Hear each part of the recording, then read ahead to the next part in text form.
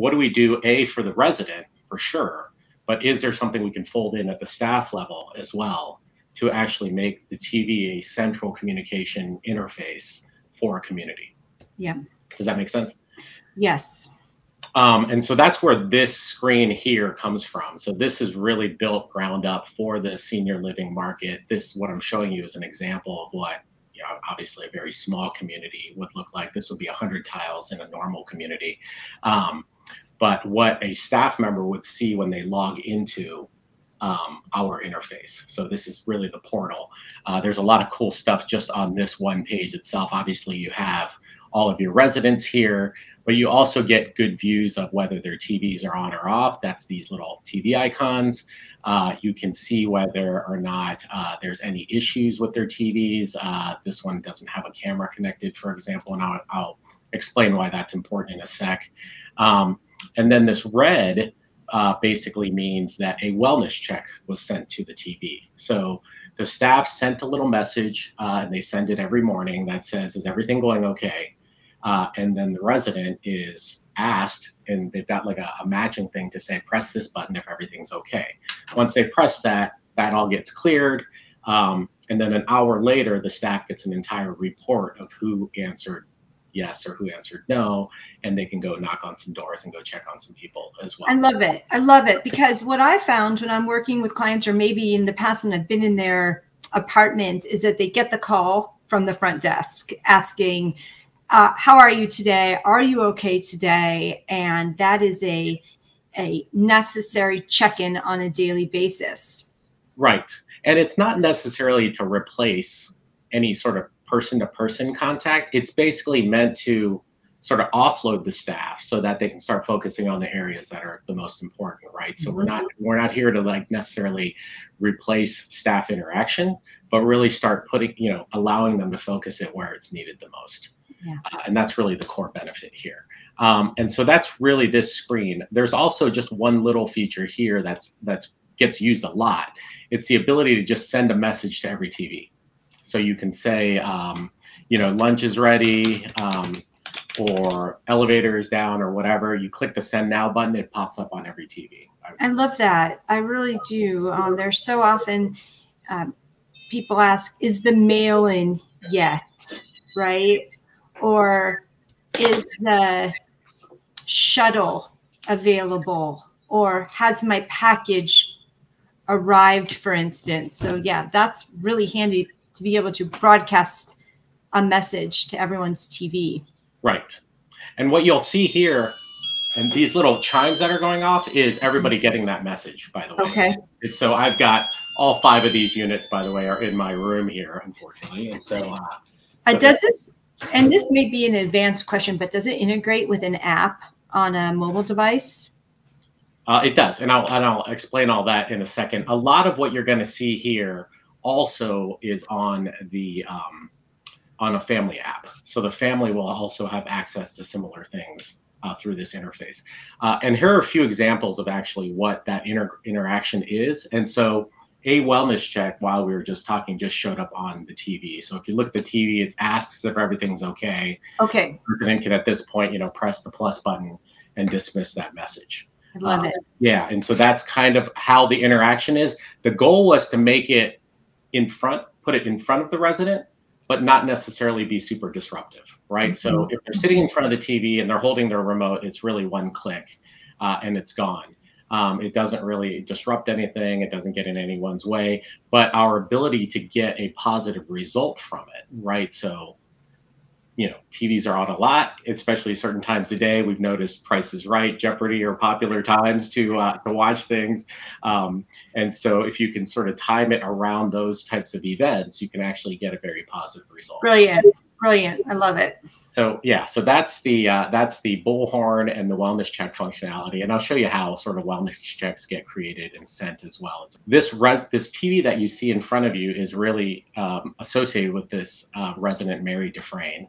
And you can actually then at that point actually go into her view as well. And there's various things you can do from here as well as a staff person. You can call that resident directly. So this is a video call. So from your computer, you're basically making a video call to the resident directly. The second tile here is messaging. So this is just sending that specific resident a message. And so you can see, first of all, that the resident has sent you a message first, right? They've said, I need help with my laundry. And you can respond to it and say, okay, I'll be right there, and send it. And you'll see on the TV now, you'll see a little message just popped up on the TV. The resident can just, it's all one button, right? You click the one button and you can actually see that, okay, they've responded to it.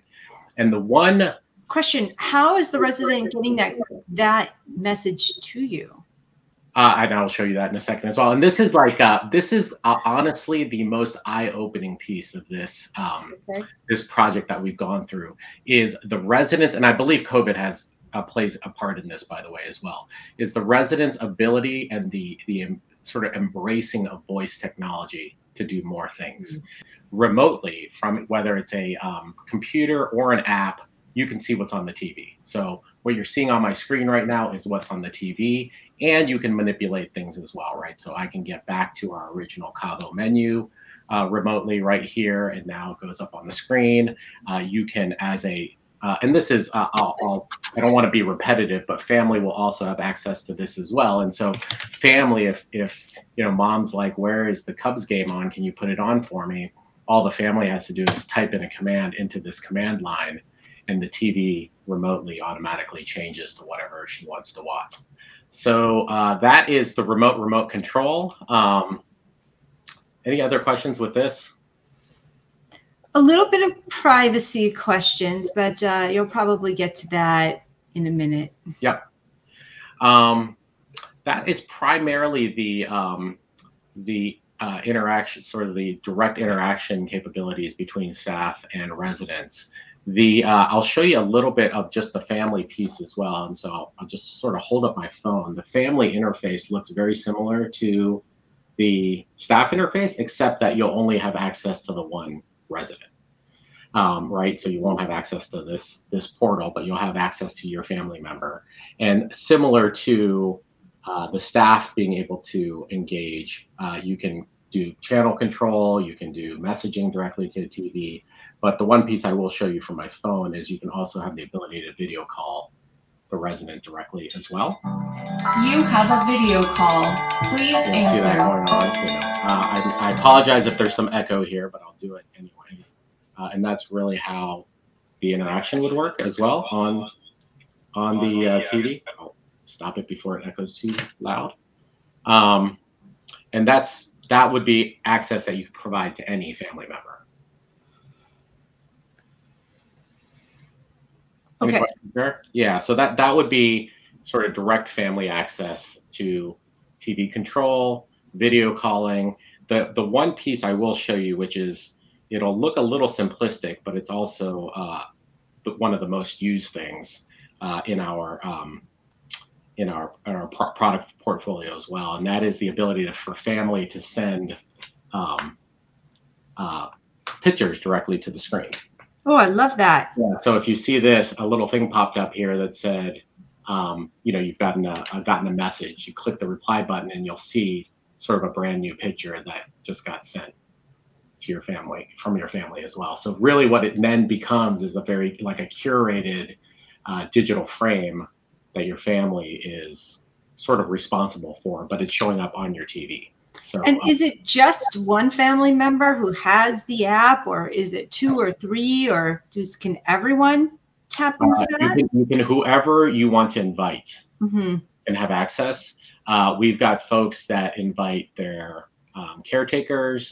We've got folks that invite their pastors or any religious folks that they've worked with in the past. And so you can pretty much add anybody. And really that privacy piece that we were talking about is the camera obviously has a lens cap that closes, and you can just keep the lens cap closed if you're not comfortable with a camera sort of having its lens open. But also all the calls require something physical to happen on the side of the resident before it answers. And so there is a positive sort of confirmation that you do want to have a video call on that end of it as well.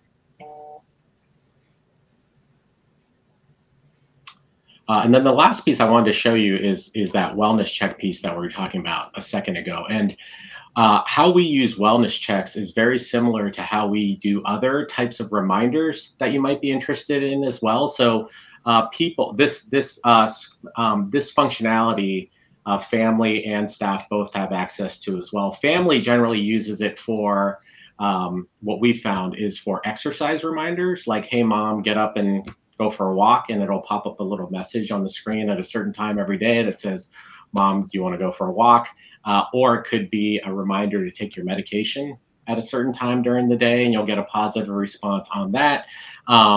But staff can also use it to remind folks that, book club is starting in 5 minutes or bingo is starting.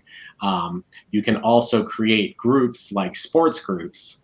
And if they're interested in like the MLB playoffs, for example, you can put little reminders in there that say, hey, this is when the game is starting. What's really, really cool about our technology is we can actually turn the channel to that game as well. So games on ESPN, you type in the word ESPN here, and it will, all you got to do is press the plus button. You don't have to know where the game is. You just press the plus button, and it'll automatically take you to the game. I love that. My mother-in-law loves to watch every tennis match and every basketball game.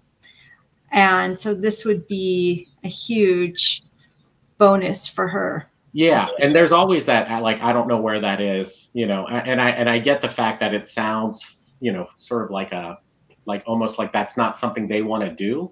But there's actually sort of a fear there as well. Like, I don't want to stress out about finding it, and so if you can handle all that for them, so much the better. Yeah. And they can continue doing the things that they love doing. And that allows them to be engaged, right? Yeah. And continue to feel vibrant and enjoying life. It's so important. Right. And then the side, I'll call it a side benefit here, is that it offloads staff from having to like overschedule people. Like, hey, you've been at bingo the last 3 weeks. Why aren't you at bingo today? They'll get those reminders on their screen. And if they don't want to come that day, they don't have to come. You don't have to sort of over index on things that you were indexing on before. So that's really the goal there. And these types of reminders, you can either send to individual people every day. You can schedule them. You can put a little schedule in them saying this is every week on this day. You can also just schedule them by groups, right? So if there's people that are interested in sports, you send them the sports reminders. If they're interested in church, you send. So everybody doesn't have to get everything either. You can just sort of send everything to send the reminders that are important to the people that actually care. I want to ask you, because I noted earlier you mentioned the thing about a message from your pastor or something, and so with the church services, is that just an internal church service, or could that possibly be a YouTube live stream? It could be either. So we can point you toward a YouTube clip that might be live streaming. We can point you toward a YouTube clip that may be pre-recorded. A lot of times communities are using this for their community channel. And so they'll have their one community channel that they're managing. One thing we have found is they spend quite a bit of time managing these community channels. Yes. But they don't really know who's ever going to those community channels, and how often it's being used. We can actually start pointing people toward content that you have there. And like I said, you can categorize it by different groups of folks that may care about different things that you may do. Exercise is a big one. Church is a big one. Any sort of art, sort of social enhancement type programming. All those are all sort of very popular ones that we see being used.